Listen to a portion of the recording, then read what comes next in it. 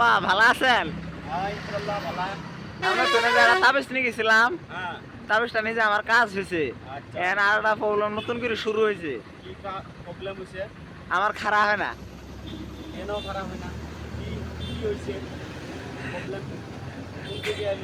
খালি কাফে খারাপ হয় না। কিবা উপায় আছে নাকি? হ্যাঁ হ্যাঁ বাল হ্যাঁ এগুলা লাগবে। হয় নাকি?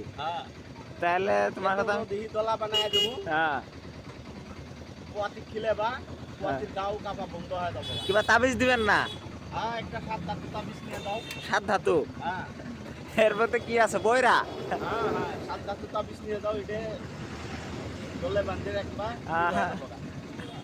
তো হবো, আমি তোমার কথা দেখা করবে লাগছি।